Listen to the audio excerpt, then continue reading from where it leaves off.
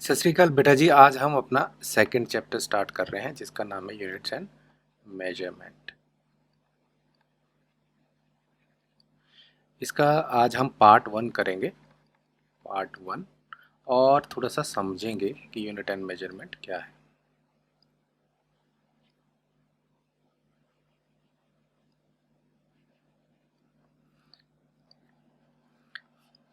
पिछले वीडियो में हमने क्या किया, हमने फिजिकल वर्ल्ड के बारे में समझा।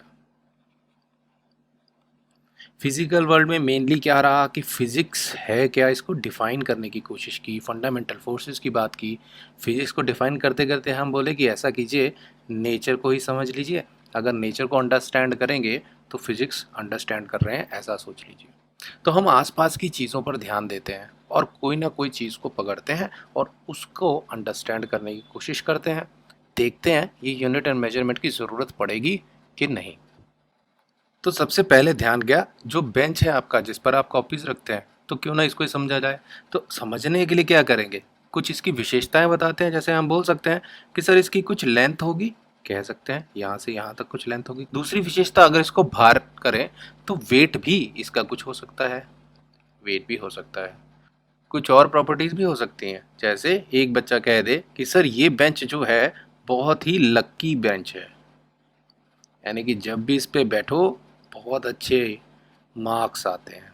दूसरा, दूसरे बच्चे ने बोला नहीं सर लकी नहीं है, बहुत ही अनलक्की है, क्योंकि सर इस बेंच पर बैठो तो कोई मार्क्स नहीं आते। अब किसकी माने। और दूसरी बात, किन प्रॉपर्टीज़ की बात करें। अब यहाँ 4 प्रॉपर्टीज़ हो गई, लेंथ, वेट, लकी, अनलकी। तो अब सर फिजिक्स में किन प्रॉपर्टीज़ की बात होगी। तो हमें ध्यान देना है कि फिजिक्स में बेटा हमेशा उन्हीं प्रॉपर्टीज़ की बात की जाएगी जो काउंटेबल हो, या जिनको मेजर किया जा सके, गिना जा सके, जिनके बारे में आप नंबर कोई ऐसा नहीं कर पा रहे उनको, तो वो प्रॉपर्टीज नहीं मानी जाएगी। तो लेंथ, हाँ सर ये तो नाप सकते हैं सेंटीमीटर में, मीटर में। वेट भी कर सकते हैं। क्या हम ये जान सकते हैं कि ये बेंच कितना लक्की है, क्या कोई नंबर दे सकते हैं इसको? नहीं। क्या ये बेंच कितना अनलक्की है, कोई नंबर दे सकते हैं इसे? नहीं। तो हम इस तरह की बातें या इस तरह की प्रॉपर्टीज की बात नहीं करेंगे।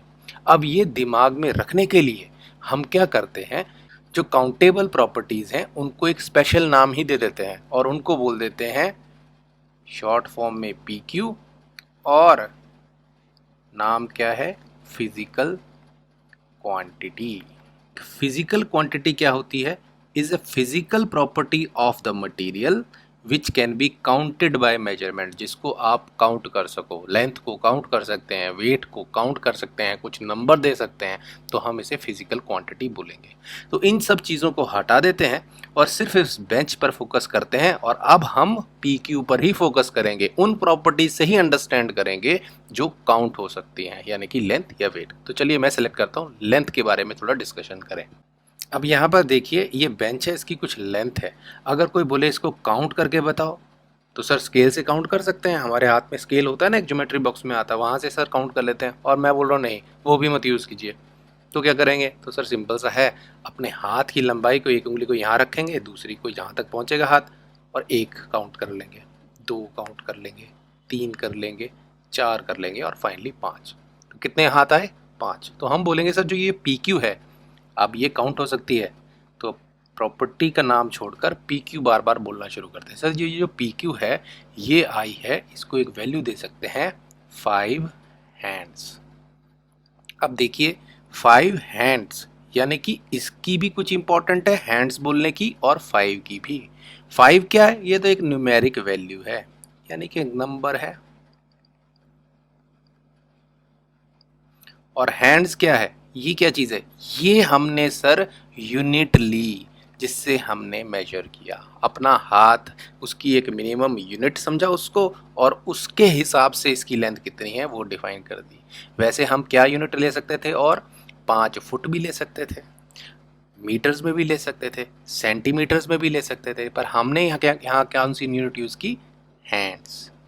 तो याद रखिए PQ जो है किस तरह से उसको वैल्यू दी जाती है, कोई नंबर होता है और फिर मल्टीप्लाई कर देते हैं यूनिट से, यानी कि PQ is equal to N U, generic form में इसको ऐसे लिख सकते हैं, जहाँ पर n क्या है न्यूमेरिक वैल्यू और u क्या है यूनिट। क्या ये कुछ नई चीज़ सीखी हमने? अरे सर बचपन से करते आ रहे हैं। हम क्या सीखा है, जैसे सर 5 kg कोई चीज़ लेके आते हैं, 5 numeric value, kg unit. Sir फिर 3 मीटर कपड़ा लेके आते हैं, 3 क्या है न्यूमेरिक वैल्यू, m क्या है हमारा यूनिट। तो इस तरह से हम समझते हैं। तो यहाँ डेफिनेशन को थोड़ा सा और इम्प्रूव कर सकते थे। डेफिनेशन के बाद हम लिख सकते हैं पी क्यू को हम वैल्यू भी देते हैं इस तरह से, P Q is equal to N U, यानी कि मैथमेटिकल फॉर्म में भी पी क्यू को दिखा सकते हैं।